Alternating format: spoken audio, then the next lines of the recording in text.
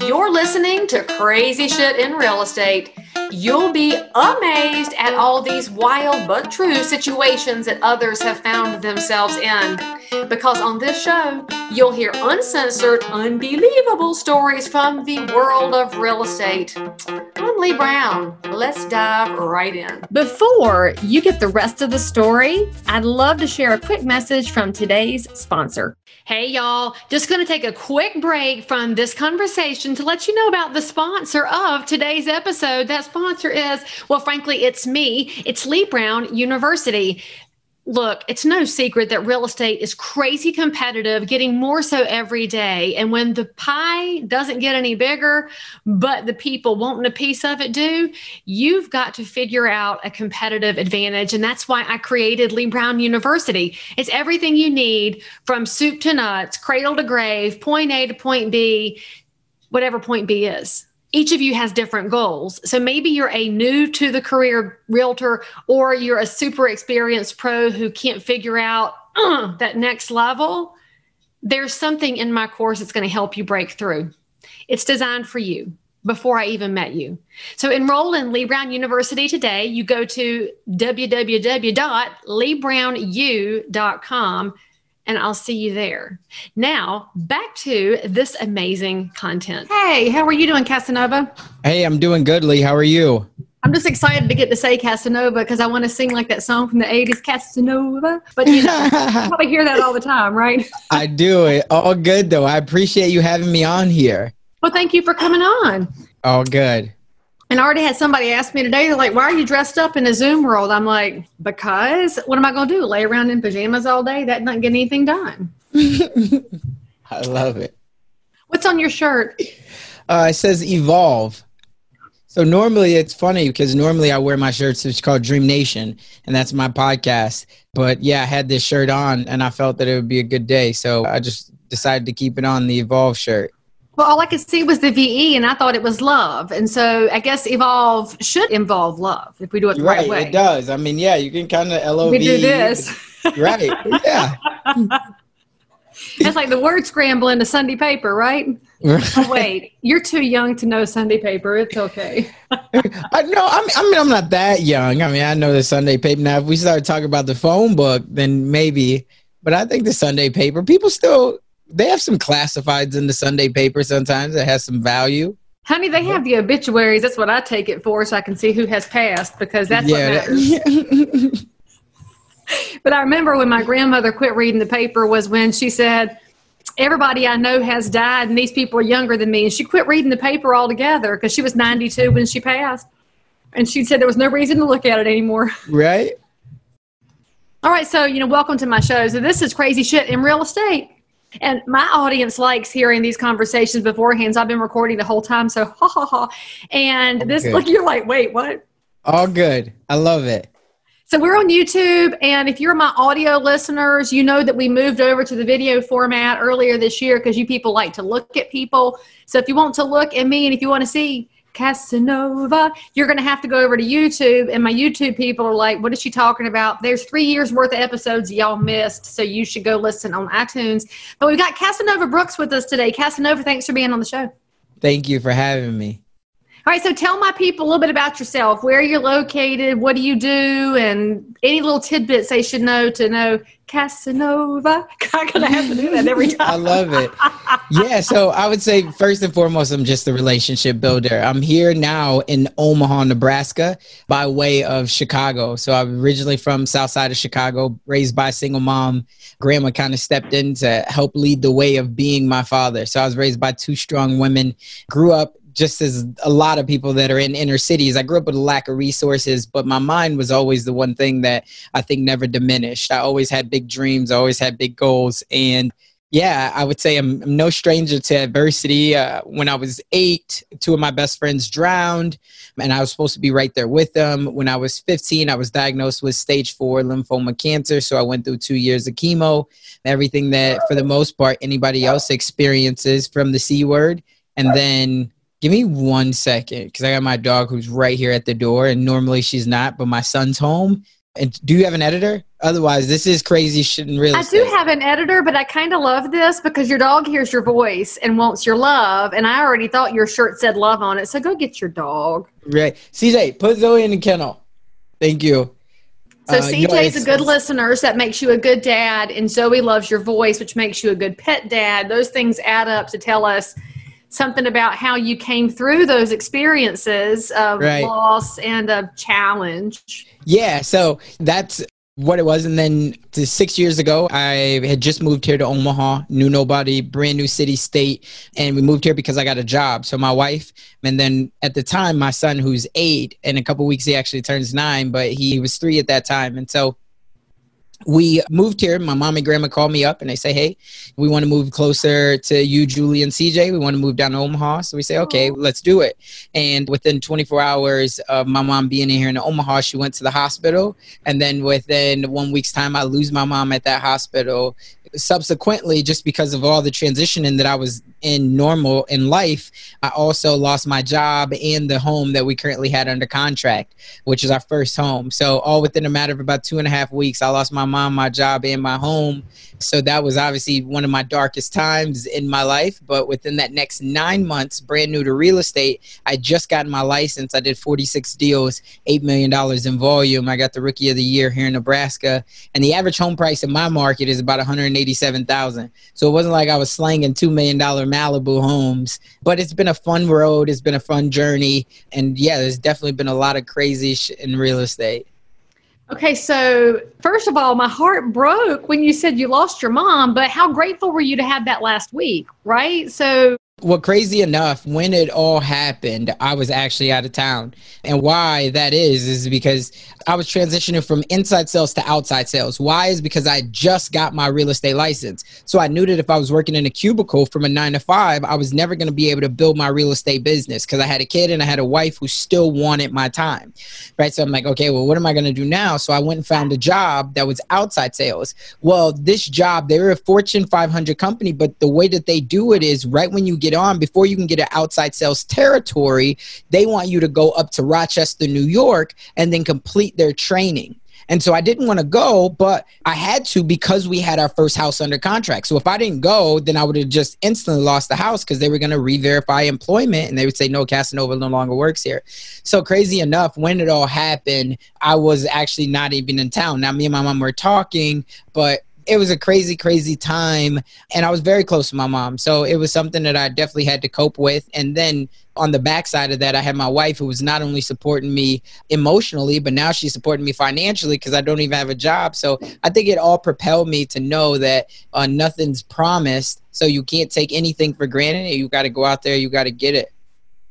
And there's also something to be said for the fact that you were kind of forced into success. You jumped all the way in because what option was there? And because you dove into the deep end and you wound up being super successful. So tell us what that's like. Frankly, you don't know what you're doing, right? And we know this in real estate. You go to pre-licensing school, you get your license. It doesn't tell you squat about dealing with buyers and sellers or how to make a living at this. And so you go out and you're guessing every day, and hopefully you had a good mentor. So did you have a mentor and a broker who was able to backstop your knowledge and who cared, or did you have to just dig deep every day and figure it out? No, so I really had to dig deep every day and figure it out. Now, I'll tell you, I was blessed because I was already kind of familiar with social media. So I was already building relationships and learning how to brand myself through social media, learning how to showcase my excitement. And so for me, I was at Berkshire, and not that my broker was bad or anything like that. It just, that wasn't, like, it was very good culture, probably one of the best cultures that I think anybody could be in real estate, at least at that time. But I think that the downside of it was all about fun and games. It wasn't about here's exactly how you formulate a plan. Here's exactly how you go through that process. So for me, I mean, I remember watching hours of Tom Ferry. I remember reading $1 Million Real Estate Aid. I was just trying to get my hand on whatever knowledge that I could. So then when I found a buyer or seller, anybody that said, Casanova, we want to do business with you, that I didn't look like a complete dumbass, right? I would say that, like, I was like, oh, well, what are we going to do? And they're like, that was the whole reason why we hired you. So I think that that all kind of helped me. But I think in the beginning, it was really about me just seeking out anything. I mean, YouTube videos, podcasts. I was looking at everything that I could to try to get some knowledge. Right, so what are you doing now? Because obviously you've survived, right? And we know that in real estate, 85% of new realtors give up within the first 2 years because they find out it looks like fun and games, but there's a lot of fun, very few games, and a lot of hours and work that go into this. What would you say was the catalyst for you staying in and continuing your growth pattern? Yeah, so I always said, just me particularly, that real estate has always been my what and my how. It's not been my why, right? And so that's no knock on real estate, but real estate is what I've done and how I've made my living, how I've been able to get where I am now. But it's not been why I get up every day. When I look deeper into it, like why did real estate work for me? Just like all the other things, if you looked at my background, it's really because I understood that the value is in the people. Like I wanted to make sure that at the end of the day, even if I decided, because there's something that I live by, and I know that for a lot of people it's hard to fathom, but one of the quotes that I live by is, the moment I stop having fun with it, I'll be done with it.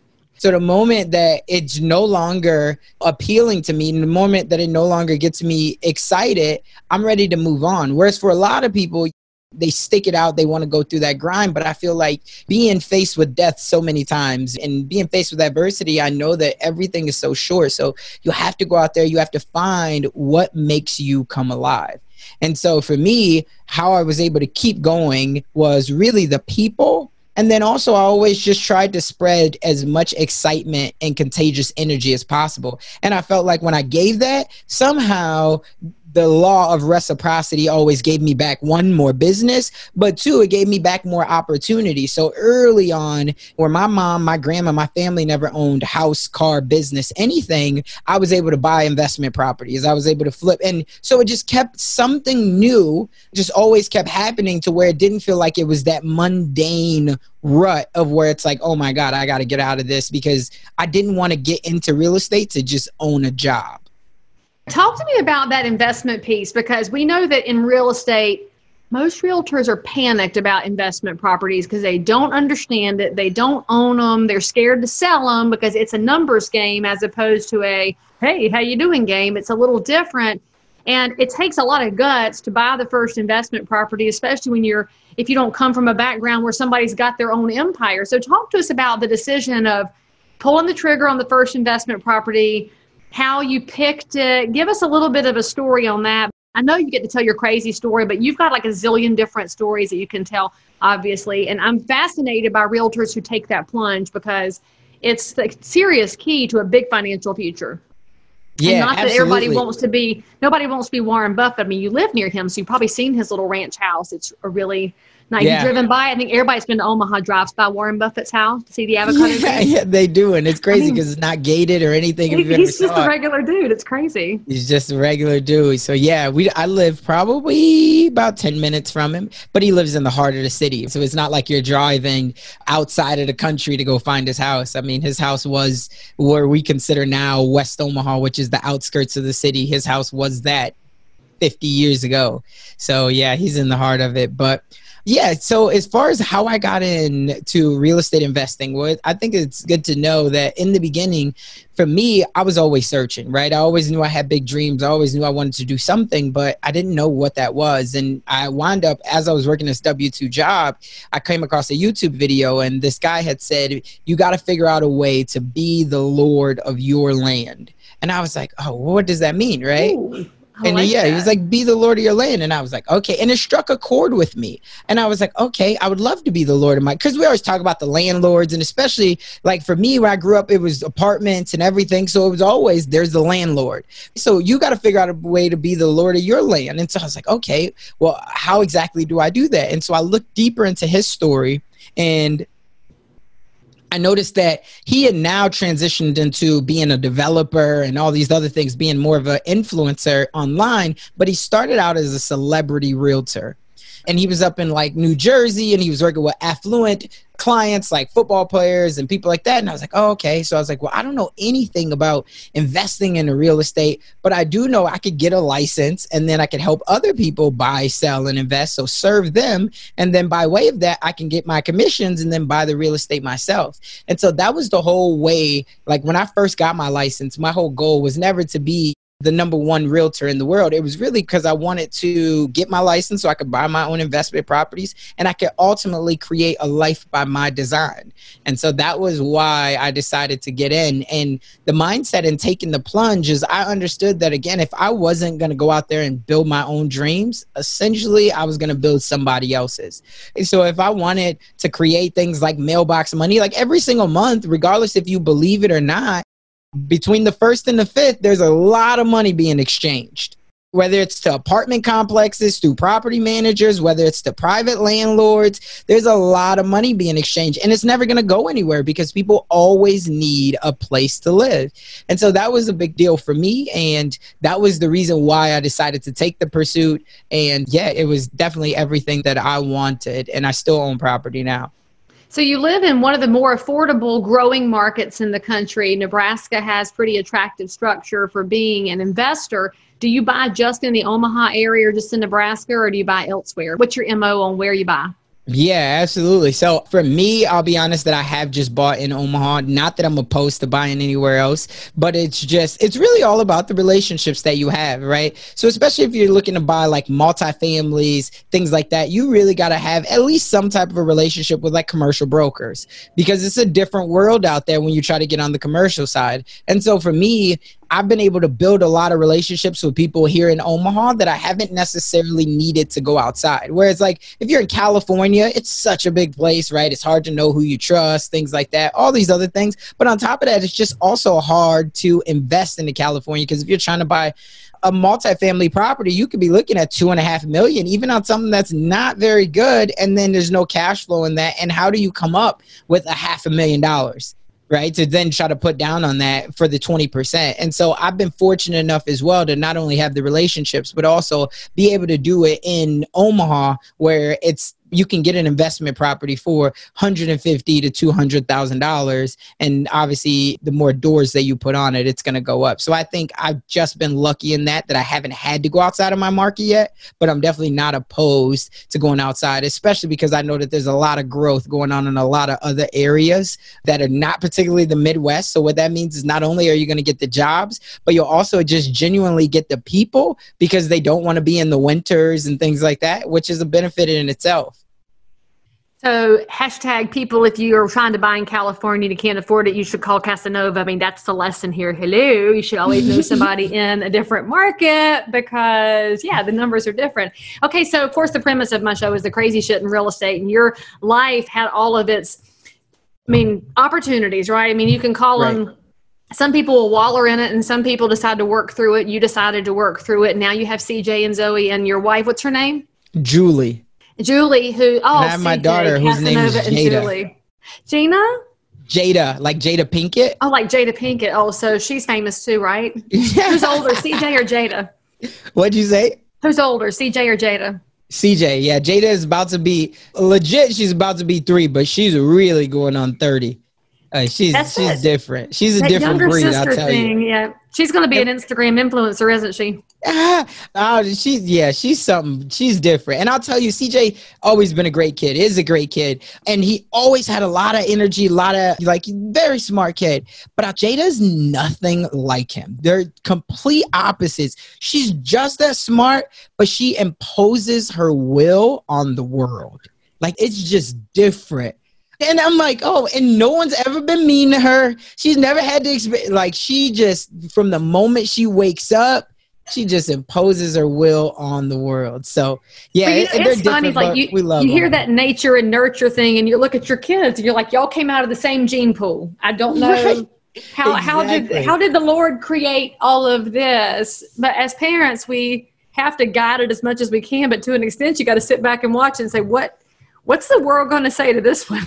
Right. What happened? What do we like? Sheesh. But it's fun. It's fun. They give you both perspectives on it, and it tests your patience. It tests everything. It tests your beliefs and what you have to do. How do you treat one versus the other? All these other things. And so I love it. For our situation, both of our children were miracle babies in the sense that it took us 2 years to have each of them, and they both came naturally. And so we went down a lot of different roads of if we were going to adopt and all these other things. So to have both of them come out naturally, no NICU, everything natural, and they've been healthy, we're very, very blessed. So I can't make too many complaints about our attitude.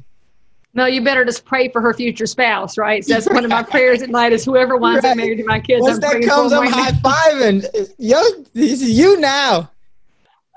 So, yeah. So as far as the crazy story, do you love something to be in real estate, or do you love some? I mean, I got lots of crazy stories I can think of. You can tell anything you want to tell, because one of the reasons I started this podcast, 3.5 years ago, is too many people think HGTV is real life, and that's not real life, because in real estate, as you know, it's all about the situations we get put in the middle of, and some of them are heart-wrenching, and some of them are heartwarming, and some of them are like, oh. And so people want to see real life. And what's even better is some of the episodes I've done that are slightly to do with real estate and go all the way around the edges, people love listening to, because over half of my audience is just regular people. They're not even realtors, Casanova. They're just interested in what we do, because as we know, housing is so essential to life. I mean, it's where your kids grow up, right? It's where you put the dog in the kennel, and it's the apartment complex where you see the landlord and say, I want to be the lord of the land, which I freaking love that. I'm totally going to find out what that dude is online and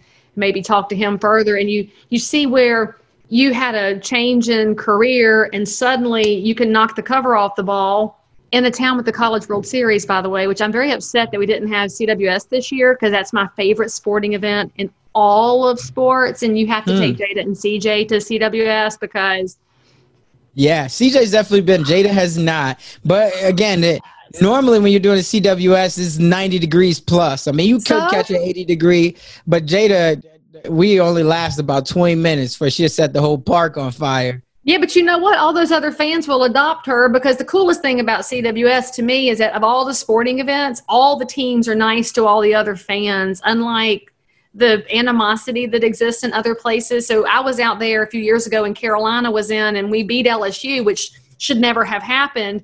And my kids are all decked out in their Tar Heel stuff, and all the LSU fans are like, high five, good game, good game. And I was like, that doesn't happen anywhere except in Omaha. But anyway, that's one of the crazy things about Omaha, is you have that kind of a moment, which I don't think could happen anywhere else except for Omaha, Nebraska. But anyway, if you're going to tell us a story, it's just got to be that thing that we would say over one adult beverage. You won't believe this ever happened to me, Leigh. So that's what I want to hear, Casanova. Yeah, got it.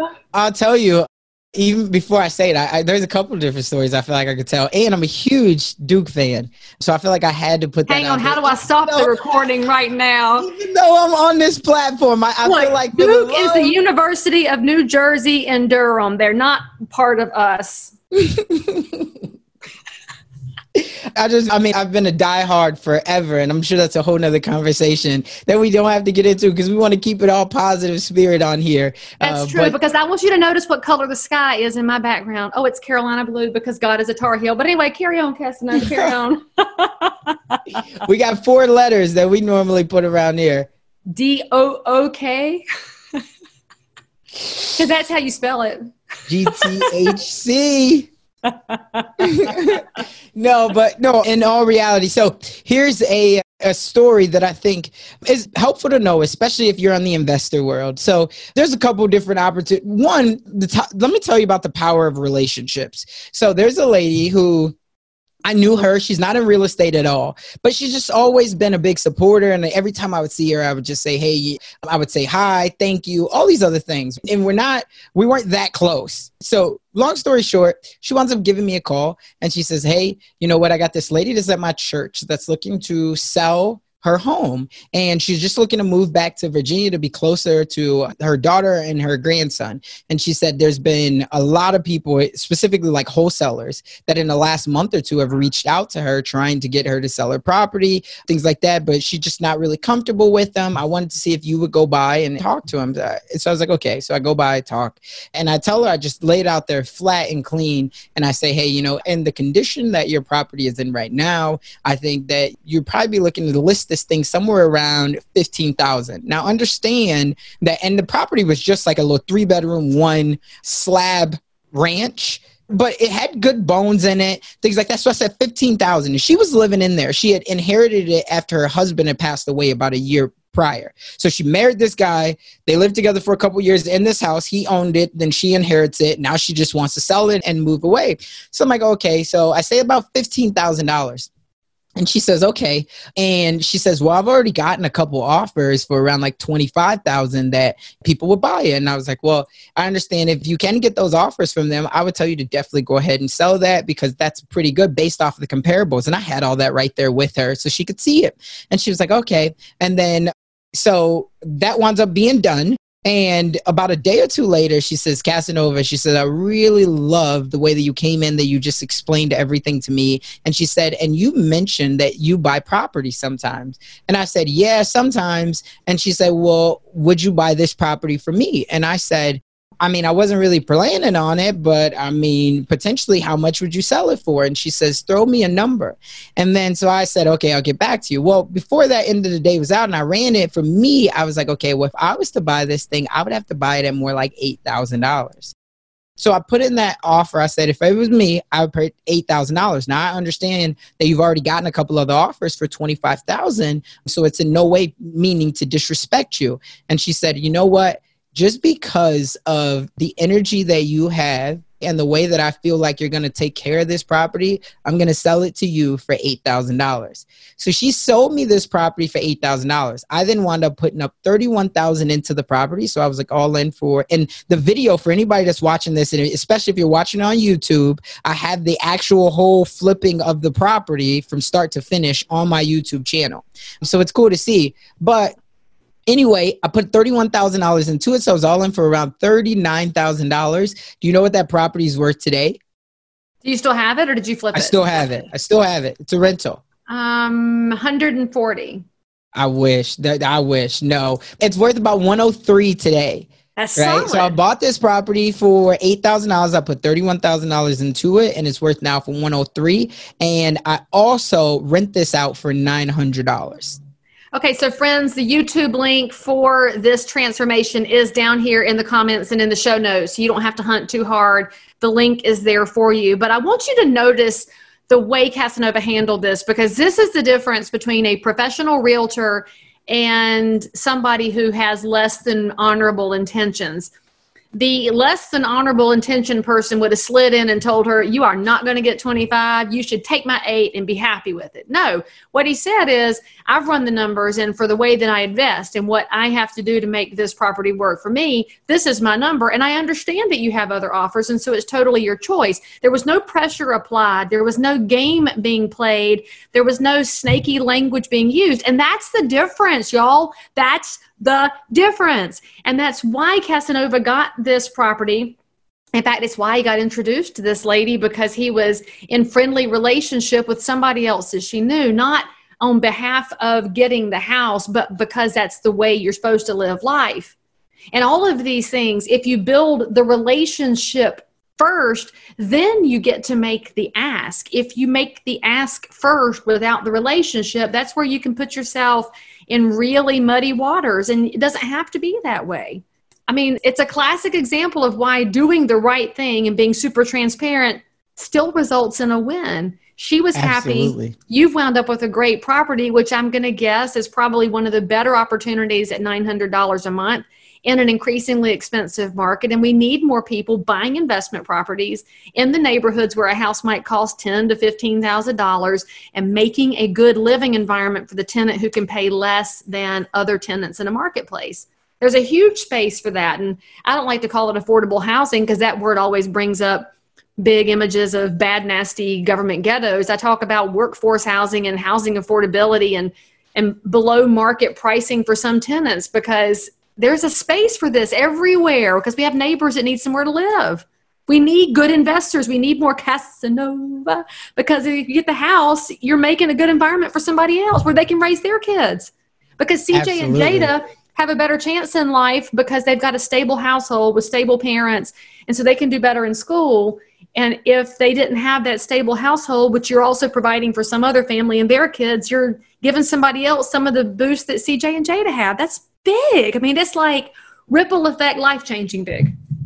Absolutely. And so that was something that, again, just like you said, it was all about the power of the relationship. And then afterwards, and I have this on my social media as well, where she took the picture with me, the lady before she moved away. And so she's an older lady. She's probably about, I would say 70, 75, but she'd been living on her own. She was and it was such a great feeling. But again, I think that that's what it always comes down to, is the relationship. And I think in real estate, a lot of the times where realtors go wrong is they're so transactional. We're focused on where am I going to get the next deal from? And we forget that, look, this deal right here, you could lose on. But at the end of the day, it's about that network. It's about so many other tangible benefits that you'll get out of this. And if that person was to move later on down the line, then you know you're going to be that first call because you built the right relationship. And so when people ask me, how was I able to beat the stat, just like you said, 87% of all agents get out of the business.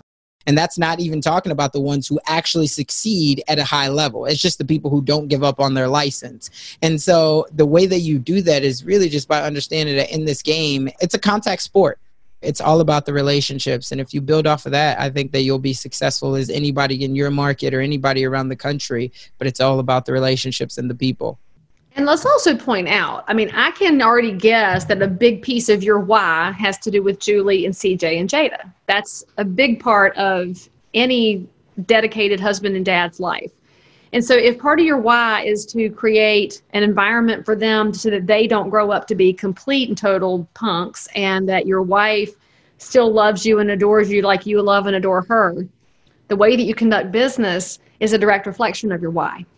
And so Absolutely. If we see people that conduct business in a less than great way, maybe it's not that they're snakes, maybe they've lost their way. And friends, if y'all figure out why you're doing life and who you're trying to support and what kind of environment you're trying to create, it should be reflected in your business. And the transactional agents, they just haven't put two and two together, that even a transactional agent is helping neighbors, but maybe they forgot that the buyers and sellers were neighbors. And right. Can't forget that ever. Our business is so important, and it's fun and it's crazy, and it's really important, because look at the way you got to impact her, all because you impacted somebody else. Right. Absolutely. I love it. Yeah. One of the last things that I'll say is, for me, this was something that was said to me early on, and I truly believe it, but it's not about what you know. It's not even necessarily about who you know. It's about what? How you know them. Who knows you? Oh, who knows you? See, I'm always go deep. Go deep. You went ripple effect. Who knows you? Who's willing to put their stamp of approval on your name? And so the whole opportunity that I even got to meet that lady is because someone knew me, someone cared enough, right, about me and about the way that I conduct business to put that stamp of approval on my name, to where she had that trust to even let me in her home in the first place, when other people were already reaching out and saying, hey, I'll give you more. But it wasn't as comfortable for her, of course, because maybe there was something in there that she didn't think that it would close. Maybe it was something that she didn't think that they would take care of the home. So again, you asked me, like, did I sell it? No, I still own that home. And if you go look at it and you look at the pictures, you could see that I put all new flooring in that home. I put a new roof on it. I put new siding in it. I did a lot to that home. But I think that that was probably the energy that she felt in the beginning of why I should give this home, the home that my husband bought. And I can't say built. I don't know that he built it, but he did live there a long time. But I just didn't want to make sure that I didn't want to give it to anybody. So I did take that, and I made sure that I did the right thing with it. And we still have tenants in there. And it is a good area. It is a good street. And I want to say just about everyone else on the street owns their home. And so there was conversations that I had obviously right after I bought it from neighbors coming out and saying, hey, what are you going to do with this house? Things like that. But it's been good. We've owned it now, I want to say maybe 2.5 years. And it's been a great experience. But it all started with the relationship. So I think that can be casted across any business. Think about it, because we're all in some sort of sales. Maybe you're not selling houses, but you're selling your service, you're selling a product, you're selling your company. It doesn't matter what it is. So always think about the relationships. And that also means that if you build the right relationships the right way, that even if you get out of that particular sale of that particular item, you can cross over to something else and still know that you have your database or you have your relationships. And there's one more little thing there. In real estate, often almost every conversation turns into a money conversation, whether it's the amount of commission somebody's paid or it's the equity or the prices. Y'all need to pay attention to the fact that this one was not about the money. I'm pretty sure she selected you to buy your house because of what you describe as your excitement about real estate. And she could see what you think and see who you are. So she picked you, not your offer. She picked you because she wanted you to buy the house. And there's a powerful story in that, especially if you're in that marketing space. And again, it's like Casanova said, it's not just in real estate, it's in anything. You're always marketing yourself because you are your brand. Do you allow people to know who you are? Because if they can see who you are and connect with who you are, you're going to find success, and the money will find you. The money just figures itself out over time. We learned that the hard way in real estate, that if you focus on the relationship, the money will figure itself out. Right. Absolutely. I would agree. All right, Casanova. So if anybody needs a professional realtor who has excitement and has investment opportunities probably they can't find in their market, and they want to learn about Omaha, Nebraska, or maybe they want to come to the College World Series next year when we get life back, because how can they reach you? Yeah, so the number one place I would say is CasanovaBrooks.com, CasanovaBrooks. The other place is DreamNationPodcast.com. DreamNationPodcast.com, because that's where I have my podcast. And so that's where I'm always engaging. I'm answering questions. I'm bringing on people that are way smarter than me, people who have accomplished a lot more than maybe I have in some areas, and people that are willing to share their wisdom. So those are the two places that I would say if you're specifically looking for social media. I'm definitely on all of the platforms at just Casanova Brooks, Instagram and LinkedIn being the most. The most LinkedIn, the pressed khakis of social media. You're very active on pressed khakis. That's what I call LinkedIn. Yeah, so I don't do a lot of posting, I'll say, but I do a lot of consuming. LinkedIn, I feel like, is like the stepchild right now. I really do believe it. I feel like LinkedIn 2 years from now will be a lot more developed than what it is. But you can. Were you going to say the little engine that could? You almost said the little engine that could, didn't you? I was going to say the little redheaded stepchild, but I didn't feel like that was PC. So for anybody that's redheaded or a stepchild, just we still love you. Right. I meant no harm. That's why I thought about it. But yeah, so I think that LinkedIn is coming along. I think that LinkedIn, it doesn't have the political views of things like that. And I think Instagram is still kind of the number one platform. Obviously, everybody's on Facebook, but I think Instagram, and then of course TikTok, because TikTok's only putting out good energy when you're watching videos, things like that. So people love TikTok. But LinkedIn, I think it's definitely a hidden gem. And so especially for anybody who's a business-minded person, whether you're in sales or own a business or whatever, I think that your next big client, your next big relationship is right there. You just got to figure out how to navigate it. It is a good place to do some lurking, but it's truly boring. I mean, let's just be honest about it. But yeah. But I prefer boring over the angst on Facebook, people typing in all caps. That just gets old. Yeah, for sure. No, and like I said, I think it's still coming along. But I mean, they keep releasing. I think that the thing is, they probably have the most money, though. There's people that are spending a lot of money. And once they start to open up their platform to allow people to do like real ads, like right now, everybody, for the most part, you talk about Google ads, YouTube ads, or Facebook ads. LinkedIn ads aren't really where people, but if they open that up, can you imagine? Like, That's what all of the big time professionals are. That's where you're going to find, not all, but that's where you're going to find a lot of them. So if you want to get your ad out, especially if you have a B2B service, LinkedIn is there. And then from there, as LinkedIn starts to bring in a lot more money, obviously they'll put in more features to make it a little bit more fun for people like you. That maybe they'll do something else. Remember Snapchat? They had the feature. Everybody loves Snapchat. And then Instagram, basically Facebook came in and wiped them out because they just brought. So LinkedIn, once they open up their platform, they might go in there and do something with TikTok, where on your lunch break, you can then do LinkedIn, Link Talk. No, not really. Maybe not. You almost said like lick talk. I'm like, that sounds like a whole different side of the internet altogether. Right, I got to stay away. It is Friday, but I got to stay away from that. Look, we'll let our kids do TikTok. So I'll see what Jada puts out there. I'll put Cora and get her busy on that. But I think I'm too middle-aged for TikTok. But we'll see, I guess. No, there's no one. I mean, some of the best ones are from people who are older. Look, define best, right? So funniest, most viral might not convey to the brand and to the maybe, but you never know until you try, right? My mom used to always, nothing beats failure but a try.